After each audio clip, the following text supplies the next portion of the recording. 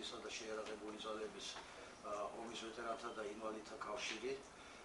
დღეს ჩვენ გვექნება რამოდენიმე პარალელურად ვეტერანთა თემებთან ერთად რამოდენიმე ტკინეულ თემაზე საუბარი, რომელიც დღეს მიმდინარეობს ქვეყანაში, მაგრამ დავიწყებთ ჯერ ვეტერანთა პრობლემებით. როგორც ადრეც არაერთხელ გაგვიცხადებია, ჩვენი ფენა სამწუხაროდ დღეს მიკუთვნებულია ისტორიის კუთვნილებას. ბევრთან ურთიერთობისას ჩვენ გაგვიხილავენ როგორც წარსულს და ცოცხალ ადამიანებს ისტორიის კუთვნილებად. ადრეც არაერთხელ გაგვიცხადებია, რომ ფენა იცხოვრა 20 წლიან უსამართლობაში. ფენა აბსოლუტურად იყო იგნორირებული და პატივი და ღირსება აყრილი.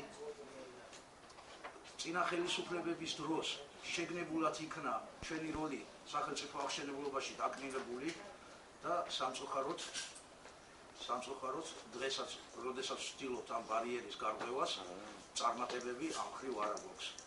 კი 2012 წლის დეკემბრიდან აქტიურად დაიწყო ხელისუფლებამ საუბარი ვეტერანთა პრობლემების მოგვარებაზე. შეიქმნა სახელმწიფო კომისია, რომელიც მუშაობს ვეტერანთა კანონმდებლობის დახვეწაზე, მაგრამ კომისია არის აბსოლუტურად დახურული, არ არის საჯარო, არ ვიცით რა მიმართულებით მიდის იქ მუშაობა. კიდევ ერთხელ გვინდა განვაცხადოთ და ხელისუფლებას მივმართოთ, რომ სანამდე კომისია მუშაობს, ხალხი უკიდურესად მძიმე მდგომარეობაში იმყოფება. აქტიურად ყოველდღე გვიწევს ჩვენ ურთიერთობა ხალხთან, რომელიც 20 წლიანი ჭრილობებით დღესაც ტანჯვა-წამებაში არიან. მხოლოდ და მხოლოდ იმის გამო, რომ ვეტერანთა ჰოსპიტალს არ შეუძლია სათანადო მომსახურებობა. შეიძლებოდა კომისიის მუშაობის პერიოდში და კონფერენციების გამართვების შუალედში დიაგნოსტიკური აპარატურა მაინც გადაეცათ ვეტერანთა ჰოსპიტალისთვის, რომ ადამიანებს გაეგოთ თავიანთი ჯანმრთელობის ბედი. ეს ერთი. თითქმის ყოველდღე გვიწევს ხალხთან ურთიერთობას, რომელიც უკიდურეს მდგომარეობაში არიან და ჰქონდა ასეთ შემთხვევასთანაც რამოდენიმე დღის წინ შეხება, როდესაც ადამიანი მოვიდა და კითხა, რომ რაიმე იმედი მომეცით, რომ ყოველდღე თავის მოკლაზე ვფიქრობ. ასეთი მასიურია, ასეთი ერთი არაა და ორი არაა. რამდენჯერმე შევთავაზეთ ჩვენ თავდაცვის მინისტრს და ხელისუფლებას ჩვენი ხედვები. შევთავაზეთ, რომ მიგვეწოდებინა რეკომენდაციები, რასაც გამოხმაურება არ მოყვა. დღესაც ვაცხადებთ, რა კანონმდებლობაც არ უნდა მიიღოთ, რა საუკეთესო კანონმდებლობას არ უნდა დახვეწოთ. თუ ძირფესვიანად არ იქნა ვეტერანთა პრობლემების შესწავლილი, არავითარ შედეგს ეს არ მოგცევს, იმიტომ რომ 60% ნამდვილი ვეტერანებისა დღეს ამ სტატუსით არ სარგებლობს. სარგებლობენ ადამიანები, რომლებსაც შეხება არ ქონიათ არც ომთან, არც იარაღთან და რაღაცა მექანიზმებითა და არასწორი წინანდელი მიღებული კანონებით ეს სტატუსი მიიღეს და იმ მცირე დახმარებით, რასაც ხელისუფლება იმეტებს, იმითი სარგებლობენ. და დღეს რაც არ უნდა მივიღოთ საუკეთესო, გვექნება ისე უსამართლობასთან საქმე. ვინაიდან იმისა, რომ ისარგებლებს არავეტერანი ყალბისქნელი ადამიანი და ვერ ისარგებლებს ნამდვილი ვეტერანი. ჩვენ ორგანიზაციას 20 წლიანი მუშაობის პერიოდზე უამრავი სწორი ხედვა და მიზანი გვაქვს ჩამოყალიბებული, როგორ შეიძლებოდა ამ პრობლემების მოგვარება და კიდევ ერთხელ აღნიშნო, სამწუხაროდ ჩვენი ხმა რჩება ღაღადებლისა უდაბნოში. აქციასთან დაკავშირებით, როგორც ცნობილი აქციას თამაზეც ვეცნობთ. დიახ, ჩვენ ახლა დაგეგმილი გვაქვს სავარაუდოდ ჯერ თარიღს ვერ ვასახელებთ, იმიტომ რომ მიმდინარეობს კონსულტაციები სხვა ვეტერანთა ორგანიზაციებთან. მიმდინარეობს კონსულტაციები რეგიონულ ორგანიზაციებთან და მუშაობთ ტექნიკურ საკითხებზე.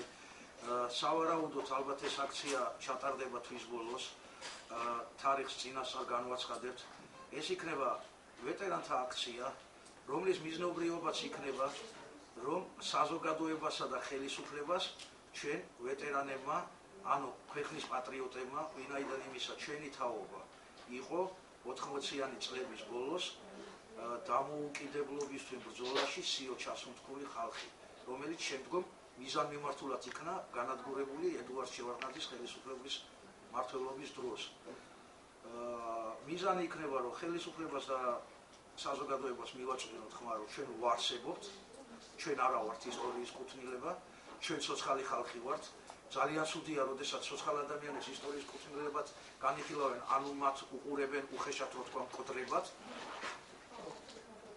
ჩვენ ვაპირებთ ჩვენი ტკივილის თქმას საჯაროდ. მე მგონი ქვეყანაში ყველას აქვს თავისი აზრის გამოხატვის უფლება და ამასთან არანაირი პრობლემა არ იქნება. ამასთან ერთად მინდა დღევანდელი პრესკონფერენციით მოუწოდო სხვა ვეტერანთა ორგანიზაციებს და საქართველოში ცხოვრებ ყველა ვეტერანს, რომ აუცილებლად მიიღონ ამ აქციაში მონაწილეობა, რათა ერთხელ და სამუდამოდ 20 წლის მანძილზე გადაწყდეს ჩვენი პრობლემა. ეს რაც შეეხება აქციას და რაც შეეხება ზოგადად ამ ვეტერანთა პრობლემას. სხვა მტკივნეული თემები გვაქვს გამოტანილი დღეს, როდესაც აქტიურად გახდა ანგაჟირებული 2008 წლის ომის. აი დღეს სწორედ გავცედა ინფორმაცია, რომ პროკურატურაში უკვე შეიქმნა კომისია, რომელიც გამოიძიებს სწორედ აგვისტოს ომთან დაკავშირებულ საკითხებს. აი თქვენ როგორ აფასებთ ამ გადაწყვეტილებას და ზოგადად ასეთოთ ამ თემას. რამოდენიმეჯერმე ადრეს განვაცხადე გაზეთის ფურცლებიდანაც და ეკრანებიდანაც, თუ ვინმეს მართლა სურს რამის გამოძიება, მაშინ ეს გამოძიება 2008 წლიდან კი არ უნდა დაიწყოს.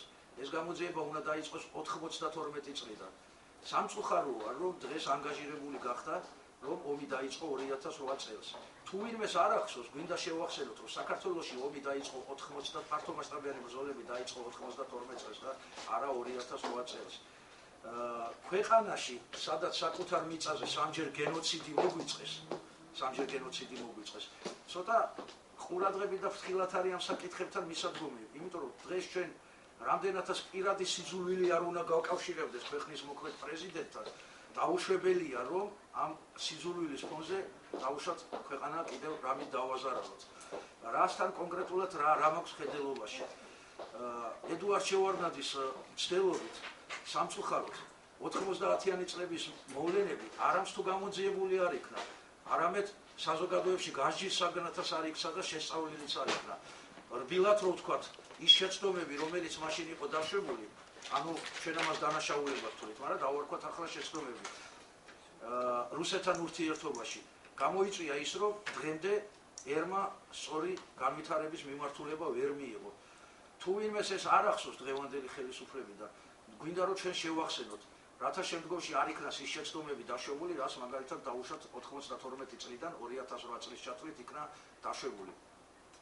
როდესაც 92 წლის 3 სექტემბერს მოსკოვში ედუარდ შევარდნაძემ სამშვიდობო ხელშეკრულება გააფორმა, ამას მოყვა 2 ოქტომბერს გაგრის დაცემა.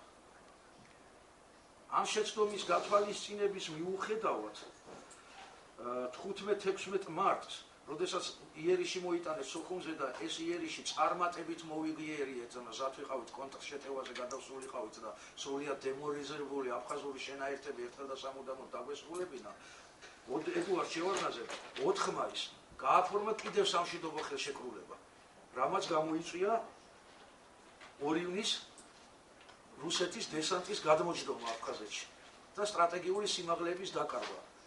მძიმე ბრძოლების შედეგად 11 ივნისს დესანტი განადგურებული იქნა, მაგრამ ამის მიუხედავად ედუარდ შევარდნაძემ კიდე დაუშვა შეცდომა რბილად რო ვთქვათ და 27 ივნისს გააფორმა სოჭის ხელშეკრულება, რითაც ფაქტიურად არმია გაგვაიარაღა და საფუძველი ბიძგი მისცა აფხაზეთის ჩაბარებას.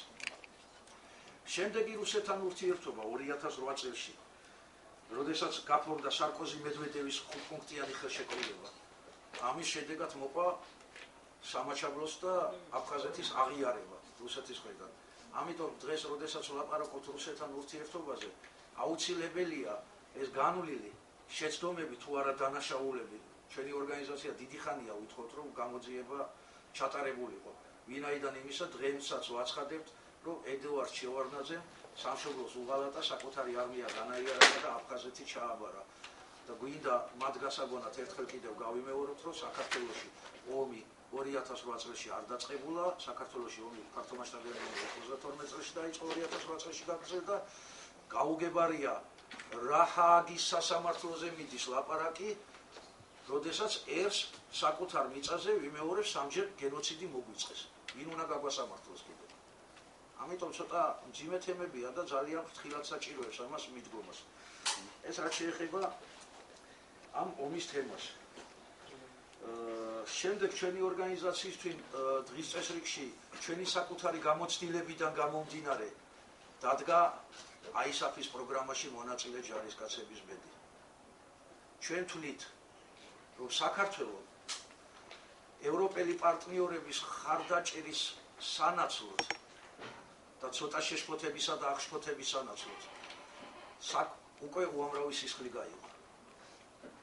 დრო არის ქვეყანაში დადგეს საკითხი ქართული კონტინგენტის ავღანეთიდან და ერაყიდან გამოყვანის შესახებ.